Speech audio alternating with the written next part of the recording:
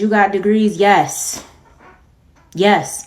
I spent years doing statistics and research and dissecting scholarly sources in a specific subject matter that you did not. So that literally makes me smarter than you in that subject. And that's the problem with the anti-intellectualism movement. Hey Maria, how you doing? I'm doing good. Wow, I saw those pictures that you posted on the Facebook. Yeah, oh my God, I graduated from nursing school. It was such a ride, but by the grace of God, I've completed nursing school. Thank the Lord. Yeah, I mean, nursing school, it's not that hard. It's not that hard, but you did it. It took you some time. Because I feel like, I don't know why you didn't do the accelerated program, but, it's not that hard. But congratulations to you for that. Hey, Mel, let me have a quick chat with you for a second. Yeah, what's going on? She thinks girl, she really thinks she's all that because she got that RN degree. It took her about 15 years to get it. And she thinks she's going to waltz up in here and think she's above everybody because she got that RN degree. It literally took her almost a decade and a half to get it. Like, girl, please spare me, okay? Okay? Spare me, my dear. Spare me for dear life.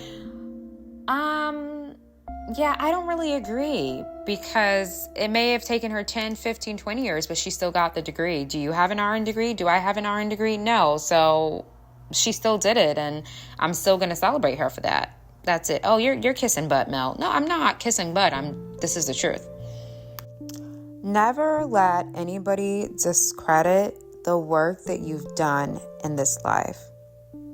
Never allow anybody to discredit the healing that you've done. People don't understand that there are some people who have been through the mud in life and they made it to the other side.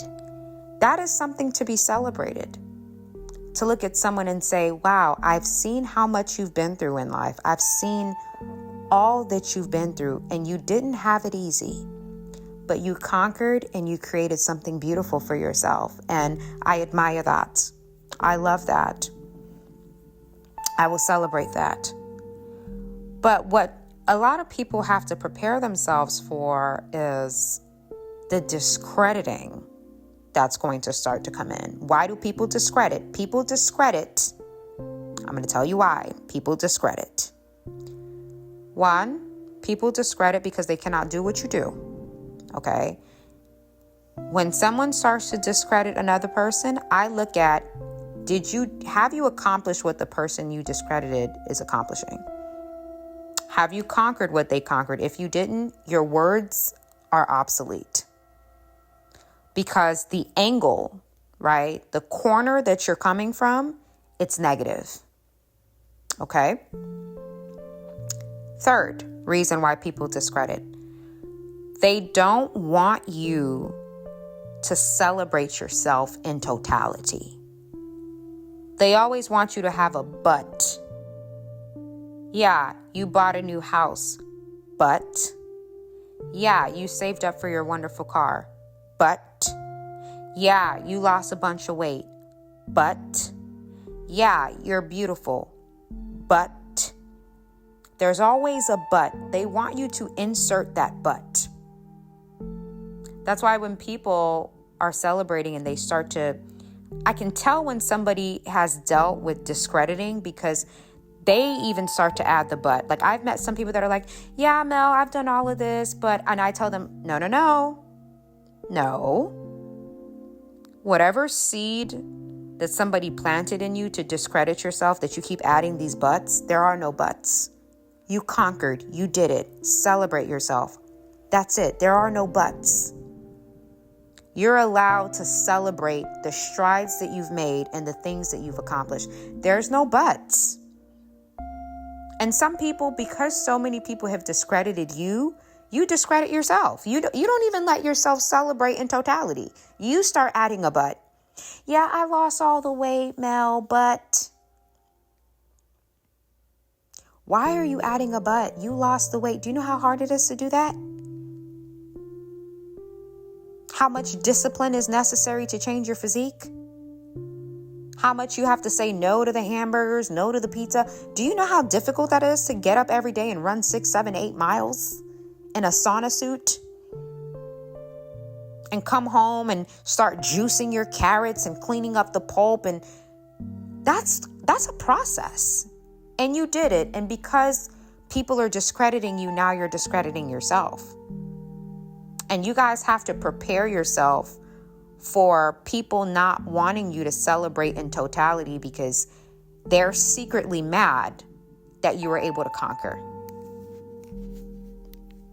Part of emotional intelligence is being unmoved when people try and discredit you. I've noticed that a lot of men and women have a hard time celebrating their stride.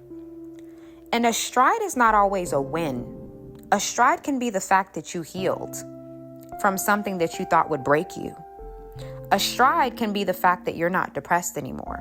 You found the light. A stride can be you healing from a toxic family, okay?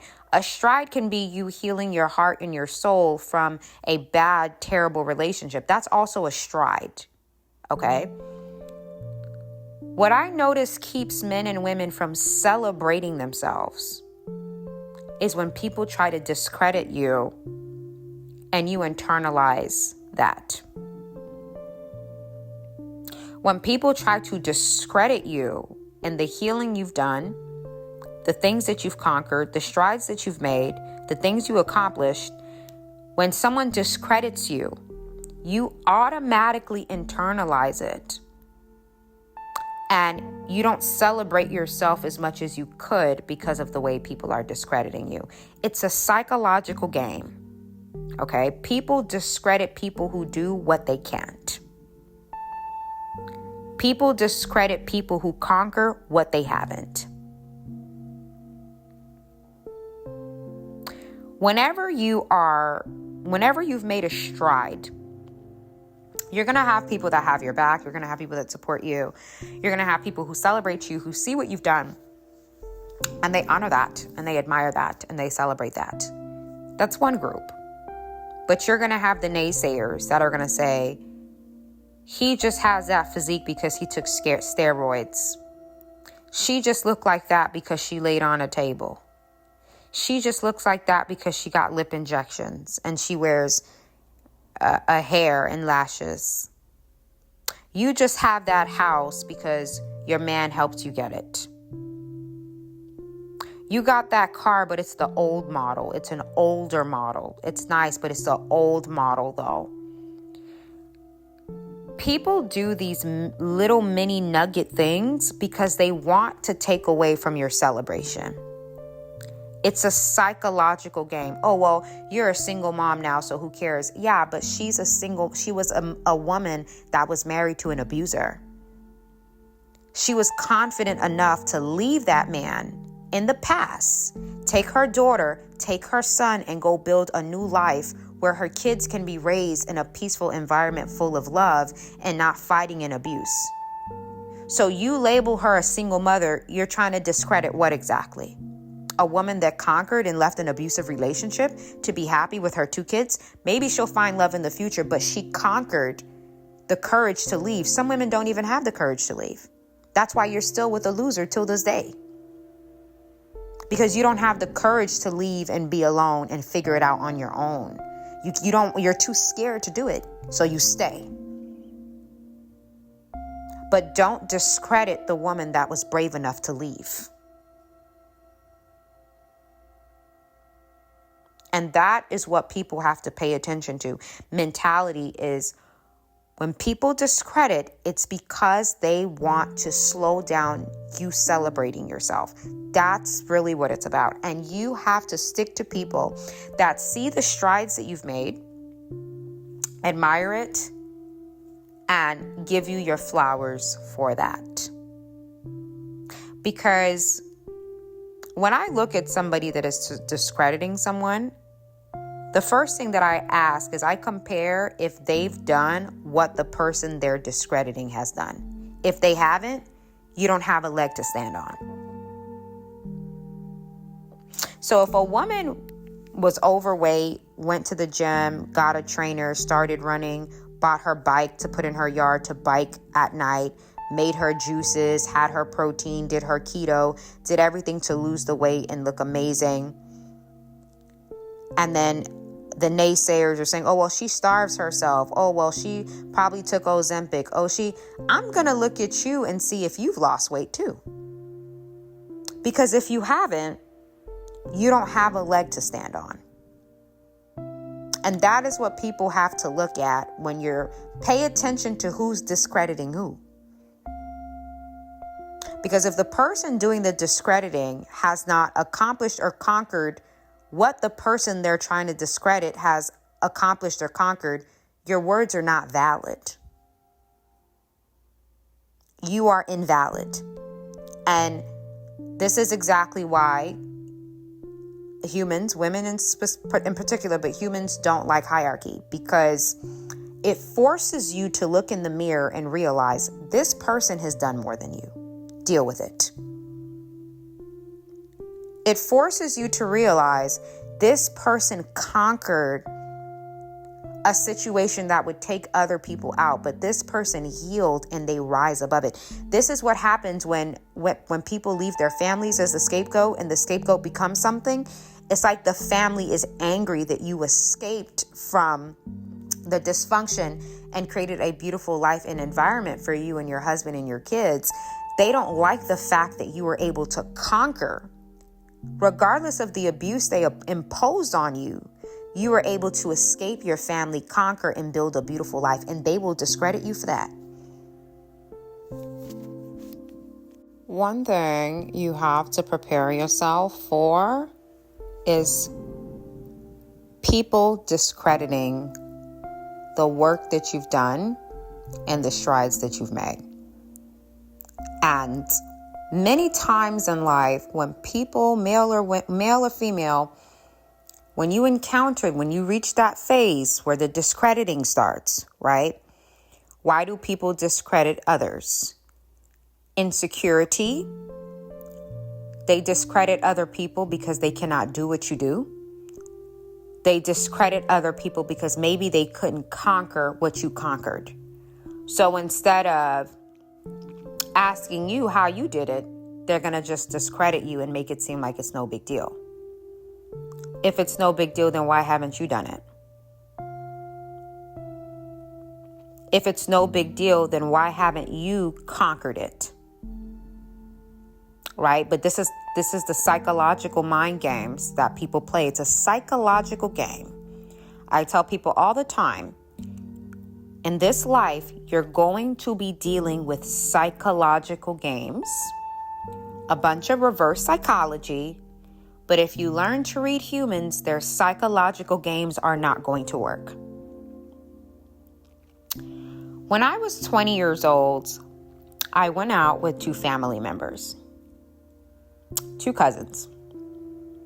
We went to this place on the beach.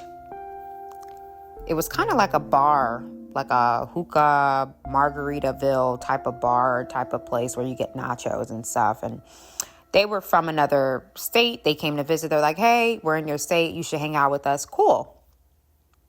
I went and I hung out with them, and they started asking me questions like, okay, you're in college. What are you doing? This and that. I'm like, yeah, I'm in college. It was a very bumpy road. You know, I had certain semesters that I did not register for classes because I was going through a lot of warfare during my years in college. So there are certain, for example, you know how you can take classes fall, spring, summer? I would just do like fall. Even though if I was in a better headspace, I would be able to do fall, spring, and summer. I just did fall. So I was a little bit behind. And they told me, oh, so you're going to be turning 21 soon. You're not done yet. What's like, you should be, already done, and you shouldn't be living with your parents at 20, and you shouldn't be yada, yada, yada, yada. And in my head, I'm like, not only am I in college, I'm also working 2 jobs and a side hustle. I come from a great family.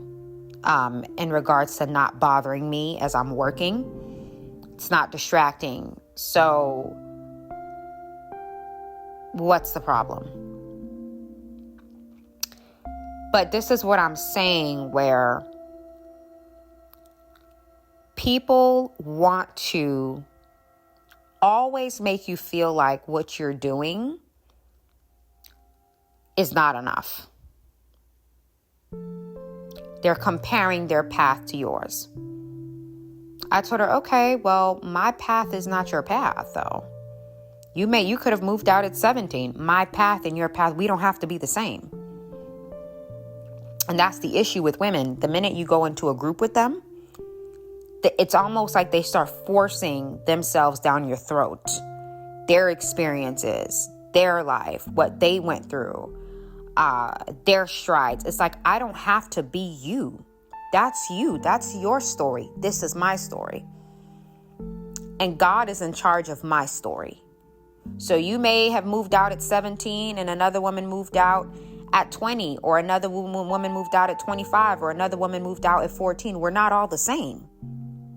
And there's nothing wrong with us being different, by the way. Always remind yourself that differences are not bad. We don't all have to be the same. We don't all have to follow the same timeline. And that is why a lot of men and women start to get depressed, because you're looking at another person's timeline and you're telling yourself they're ahead of me. Or you start boosting up your shoulders and saying, oh, I'm ahead of them. Yeah, but you could wake up one day and they're 15 steps ahead of you. So don't get beside yourself. Life is very funny. The underdog can become the main character overnight. Never get that twisted, how quickly God can progress somebody. The person that you're looking down on, that you think is behind you, you open up your eyes, they're ahead of you. That's how life is. That's why you can't pay attention to timelines. A lot of women will say, oh, well, Mel, everybody around me is already married and pregnant and having a family. Yeah, but 5 years from now, when you get married and you think it's late, when you get married, they'll all be divorced. You're paying attention to their timeline as if you're discrediting yourself and you're allowing them to discredit you, as if God doesn't have a divine plan for all of us. I remember there was a guy I was dating when I was in high school. And all of his friends got into Ivy League schools. Okay. They got into Harvard. They got into Yale. They got into New York University. They got into Columbia. They all got into these mass colleges. And when we would talk, he would tell me, I guess pillow talk, he would tell me, I feel like a loser. I said, why? He said, my friends kind of make fun of me because I didn't get into an Ivy League school. And I think I'm going to just go to community college. Like, I feel less than. I feel small. Like, I feel embarrassed, kind of. I feel left out because everybody's packing up to move to college at their Ivy League school. And I don't have that. And I looked at him and I said, but your path is different. And he said, what do you mean? I said, what you're going to do is not going to require that. And I'm not discrediting education. I'm not discrediting Ivy League schools. You have to be very hard to get into Ivy League school. That's very hard to get into those schools. But I told him, I said, your path is different. That's the thing. Your divine path has nothing to do with their timeline. Let them discredit you, but watch you be ahead of all of them. And guess what? That's exactly what happened. And I cannot wait. I have a feeling that I will encounter him randomly somewhere. And I'm going to tell him, remember when I spoke that word? You have seen the manifestation of it. Because he is now a huge fitness person with like 500,000 followers, all these fitness courses, the fitness gear, fitness. He's an entrepreneur. He's not working for anyone. But years ago, he was the failure. He was the one getting discredited by his friend group. He was the one that felt like he was left out of the group because he didn't get in. But look at where you are now. You're your own boss while they're working for others. They're part of the system, and you broke the system because you work on your own time and you determine what's coming in and what's going out. So when people try and discredit you, first of all, those are low vibrational people. It's also a symptom of jealousy. Women will go online, they'll pick me apart. They'll tell me you have lip injections. They will tell me you got fake boobs. They will tell me you got Botox done. They will tell me that some of them will come online, they'll tell me I'm a witch. Right? I get that in my emails. They'll tell me I'm an escort. They'll tell me that I'm... It doesn't matter, ma'am. It doesn't matter. It doesn't matter, because look at where I'm at and look at where you're at. You have your timeline. I have mine. It doesn't matter. If you think my lips are real, if you think my boobs are real, if you think my butt is real, I'm still that girl. It doesn't matter. And I'm educated on top of it. It doesn't matter. But that is what people do. They try to pick you up. It doesn't matter, ma'am. Lips full, lips not full, still beautiful. Fake hair, real hair, still beautiful. It doesn't matter. She went to school for nursing. She went to school for nursing at an Ivy League school. She got her degree as a nurse. She went to school for nursing at community college. She got her degree to be a nurse. They're both nurses. It doesn't matter.